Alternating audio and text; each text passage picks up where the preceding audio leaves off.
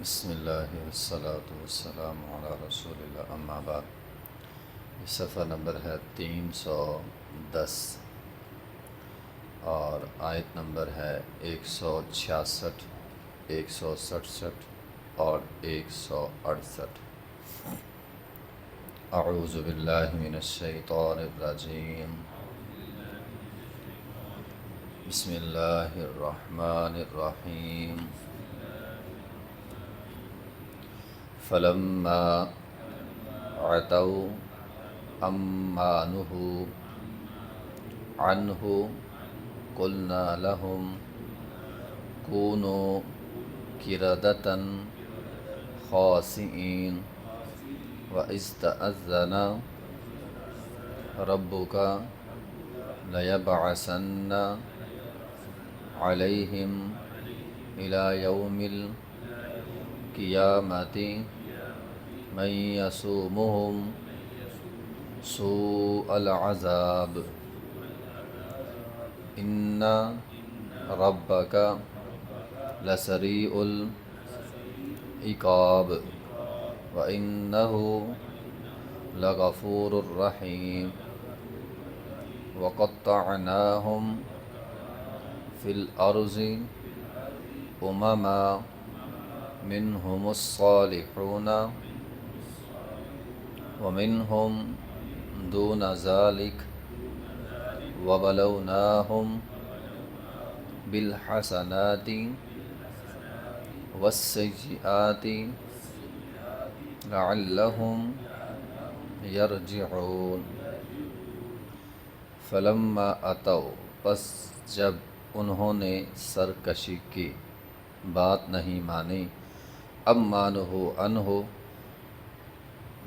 جن سے ان کو روکا گیا تھا، قلنا، ہم نے کہا، لہم، ان کے لیے، کونوا قردۃ، تم بندر ہو جاؤ، خاسئین، ذلیل بندر بن جاؤ، وَإِذْ تَأَذَّنَ، اور جب اعلان کیا، جب متنبع کیا، ربک، تیرے رب نے، لَيَبْعَثَنَّ، کہ البتہ میں ضرور بھیجوں گا، علیہم، ان پر، الی یوم القیامت، قیامت کے دن تک، من یسومہم، جو چکھائے گا ان کو، جو دے گا ان کو، سوء العذاب، برا عذاب، ان ربک، بے شک آپ کا رب، لسریع العقاب، جلد سزا والا ہے، وَإِنَّهُ لَغَفُورٌ الرحیم، اور بے شک وہ تیرا رب جو ہے بخشنے والا، رحم کرنے والا بھی ہے۔ وَقَطَّعْنَاهُمْ، اور ہم نے ٹکڑے کر دیا ان کو، فی الارض، زمین میں، امماً، گروہوں کے اعتبار سے، منہم الصالحون، ان میں سے بعض نیک ہیں، ومنہم دون ذلک، اور بعض ان کے علاوہ، نیکوں کے علاوہ بھی ہیں، وبلوناہم، اور ہم نے ان کی آزمائش کی، بالحسنات والسیئات، اچھائی کے ساتھ بھی اور بری آزمائش بھی کی، لعلہم یرجعون، شاید کہ وہ لوٹ آئیں۔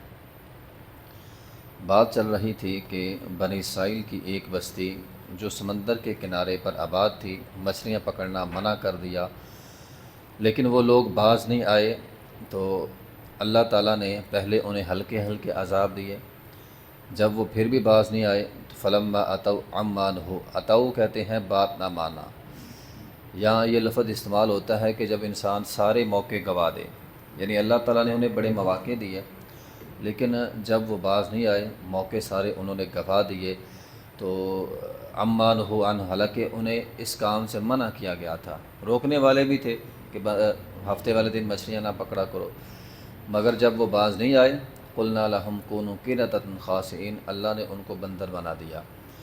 حدیث میں آیا ہے کہ جس قوم پہ عذاب آتا ہے وہ قوم ختم ہو جاتی ہے، اور خاص طور پہ ان کے حوالے سے صحیح مسلم میں حدیث ہے، نبی علیہ الصلوۃ والسلام نے فرمایا، وہ جو سور اور بندر بنا دیے گئے تھے، اللہ نے ان کی نسل مٹا دی تھی۔ اب یہ جو بندر ہیں یا سور ہیں، یہ وہ نہیں ہیں، بلکہ حدیث میں ہے کہ بندر اور سور اس کے پہلے بھی موجود تھے، صحیح مسلم کے اندر حدیث ہے، اس سے پہلے بندر اور خنزیر موجود تھے، اللہ تعالیٰ نے بنی اسرائیل کو بطور سزا کے بندر اور خنزیر بنایا، اور پھر ان کی نسل کو اللہ تعالیٰ نے تباہ کر دیا۔ وَإِذْ تَأَذَّنَ، یہ اعلان کے لیے، یا جس طرح ہوتا ہے نا نوٹس کسی کو دینا، نوٹ کسی کو دینا، اس کے لیے یہ لفظ استعمال ہوتا ہے۔ وَإِسْتَأَذَّنَ رَبُّكَ، تیرے رب نے نوٹس دے دیا ہے بنی اسرائیل کو کہ اگر تمہاری حالت یہی رہی تو قیامت تک تم پر ایسے لوگ مسلط ہوں گے جو تمہیں برا عذاب دیتے رہیں گے، یعنی ذلت اور رسوائی تمہارا مقدر بنتی رہے گی۔ سورہ آل عمران کے اندر ہے ضُرِبَتْ عَلَيْهِمُ الذِّلَّةُ أَيْنَمَا ثُقِفُوا إِلَّا بِحَبْلٍ مِّنَ اللَّهِ وَحَبْلٍ مِّنَ النَّاسِ، یہودیوں پر ذلت اور رسوائی آتی رہے گی۔ اس سے بچنے کے لیے یہودیوں کے پاس دو ہی صورتیں ہوں گے، یہ قرآن کہتا ہے، یا تو بحبل من اللہ ہو جائے، یعنی یہ مسلمان ہو جائیں، یا کم از کم مسلم جو حکومتیں ہیں ان کو جزیہ دے کر، ٹیکس دے کر رہنا شروع کر دیں تو یہ ذلت سے بچ پائیں گے، یا پھر ذلت سے بچنے کے لیے یہ ہے کہ ان کو لوگوں کی پناہ حاصل ہو جائے، دیگر حکومتیں ان کو اپنی پناہ میں لے لیں تو پھر یہ مار پیٹ سے بچ سکیں گے۔ آپ دیکھ لیں دنیا کی تاریخ ہے، یہ 1947 سے پہلے تک، شروع سے لے کر 1947 تک یہودی اگرچہ دنیا کی مالدار قوم تھی، اس کے باوجود یہ در بدر بھٹکتے رہے اور ان کو مار پڑتی رہی۔ پوری تاریخ گواہ ہے۔ نبی علیہ الصلوۃ والسلام کے زمانے سے پہلے بخت نصر نے ان کی نسلیں مٹا دی تھی۔ نبی علیہ الصلوۃ والسلام نے ان کو مارا، مدینہ کے اندر مارا، پھر خیبر کے اندر جا کر مارا، ٹھیک ہے، اور قریب زمانے میں ہٹلر تھا جس نے اس کو مارا تھا۔ تو یہودیوں پر کوئی نہ کوئی بندہ اللہ مسلط کرتا ہی رہتا ہے۔ آج کے دور کا اسرائیل ہے، اگر آج بھی دنیا کی جو عیسائیوں کی بڑی طاقتیں ہیں، امریکہ ہے، فرانس ہے، یا یہ جو برطانیہ والے ہیں، اگر ان کا ہاتھ اسرائیل کے اوپر سے ہٹ جائے، بنانے والے بھی یہ ہیں، 1947 کے بعد اس کو بنانے کے لیے انہی ملکوں نے بنایا، ایک ناجائز ریاست بنائی، اور آج ان کا سر اس کے اوپر ہے۔ آج بھی اگر امریکہ کا سر اسرائیل سے ہٹ جائے تو یہ تباہ ہو جائے، یہ ختم ہو جائے۔ اب اس سارے منظر نامے میں آپ دیکھیں اللہ تعالیٰ نے ان کو یہ سزا کیوں دی؟ مغضوب علیہم ہے نا قرآن کے اندر، یہود مغضوب علیہم ہے کہ اللہ کا ان پر غضب ہوتا رہے گا۔ وجہ کیا ہے؟ ہم نے جتنی بار بھی بنی اسرائیل کا واقعہ پڑھا ہے اس میں ہم نے یہ بات پڑھی ہے کہ بار بار یہ گناہ کرتے تھے، بار بار تنبیہ ہوتی تھی، بار بار اللہ تعالیٰ نعمتیں بھی بھیجتا تھا لیکن یہ باز نہیں آتے تھے، تو مسلسل نافرمانیوں کی وجہ سے اللہ تعالیٰ نے ان پر یہ عذاب مسلط کیا۔ اور نبی علیہ الصلوۃ والسلام کی حدیث کیا ہے؟ میری امت یہود کے نقش قدم پر چلے گی۔ آج مسلسل امت محمدیہ چونکہ اللہ کی نافرمانی کرتی ہے، اور امت محمدیہ ایک طرح مغضوب علیہم بن چکی ہے، اور اللہ تعالیٰ نے اسرائیل کی شکل میں ان پر ایک یہ مسلط کر دیا، یہ غضب ہے۔ امت محمدیہ کی مسلسل نافرمانی کی وجہ سے یہ مسلط ہو گئے، ورنہ یہ تو خود مغلوم تھے، مغضوب تھے۔ یہ آج ہمارے اوپر سروں کے اوپر چڑھ بیٹھے ہیں، وجہ یہ ہے کہ ہم یہودیوں کے نقش قدم پر چلنا شروع کر دیا۔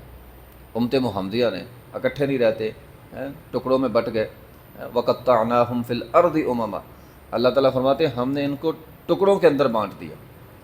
آج امت محمدیہ ٹکڑوں کے اندر بٹ گئی ہے، منہم الصالحون ومنہم دون ذالک، اللہ تعالیٰ فرماتے ہیں کچھ نیک اور کچھ برے۔ تو یہودیوں میں کچھ نیک بھی تھے، جو مچھلیاں پکڑنے سے روکنے والے بھی تھے، اور نبی علیہ السلام کے زمانے میں چند لوگ مسلمان بھی ہو گئے، ٹھیک ہے، تو کچھ نیک تھے ان کے۔ قرآن کہتا ہے لیسوا سواء من اہل الکتاب، سارے اہل کتاب برابر نہیں ہے۔ اللہ تعالیٰ فرماتے ہیں امۃ قائمۃ یتلون آیات اللہ، اچھے لوگ بھی تھے جو تورات پڑھتے تھے، تورات پر ایمان تھا، اس کے بعد مسلمان ہو گئے، قرآن پڑھتے تھے، قرآن پر ان کا ایمان تھا، اچھے لوگ بھی تھے، اور برے لوگ بھی ہیں۔ امت محمدیہ میں بھی یہی لوگ ہیں، اچھے لوگ بھی ہیں، برے لوگ بھی ہیں۔ جب برائی بڑھ جائے، اچھائی کم ہو جائے، پھر اللہ تعالیٰ کی طرف سے عذاب آتا ہے۔ وَبَلَوْنَاهُمْ بِالْحَسَنَاتِ وَالسَّيِّئَاتِ، اللہ تعالیٰ فرماتے ہیں اچھائی کے ساتھ اور برائی کے ساتھ ہم ان کی آزمائش کریں گے۔ اچھے حالات بھی آئیں گے، برے حالات بھی آئیں گے، اور یہ صرف ان کے لیے نہیں ہمارے لیے بھی ہے۔ بعض اوقات اللہ تعالیٰ اچھے حالات بندے کے کر دیتا ہے، بندے کی آزمائش ہوتی ہے۔ بعض اوقات اللہ تعالیٰ اچھے حالات نہیں ہوتے، برے حالات ہوتے ہیں، مصیبتیں پریشانیاں آتی ہیں، وہ مصیبتیں پریشانیاں انسان کے لیے آزمائش کا سبب بن جاتی ہیں۔ لعلہم یرجعون، اللہ تعالیٰ فرماتے ہیں یہ سارا کام اس لیے ہوا کہ تاکہ لوگ اللہ کی طرف پلٹ آئیں۔ دیکھیں یہ ساری باتیں ہیں۔ اگر امت محمدیہ یہود کے نقش قدم پر اسی طرح چلتی رہے گی، ایک حدیث ہے نبی علیہ الصلوۃ والسلام کی صحیح سند کے ساتھ ہے، فرمایا میری امت میں بھی ایسا ہوگا، قیامت کے قریب قرب قیامت ایسا ہوگا، یعنی میری امت کا جو آخری دور ہوگا نا، حدیث کے الفاظ ہے وَيَمْسَخُ آخَرِينَ، میری امت کے آخری لوگوں پہ مسخ ہوگا۔ مسخ یہی ہوتا ہے شکلیں بدل جانا، بندر اور سور بنا دینا، اس امت کے اندر بھی ہوگا۔ یہ چونکہ امت آہستہ آہستہ یہود کے نقشہ قدم پر چلتے ہوئے اللہ کی نافرمانیاں کرتی جا رہی ہے، تو فرمایا میری امت کے آخری لوگوں میں مسخ ہوگا، ان کی شکلیں بدل دی جائیں گی، کسی کی بندر کسی کی سور، تو یہ اس امت کے اندر بھی ہو جائے گا، کیونکہ یہ امت یہود کے نقشہ قدم میں چلتی ہے۔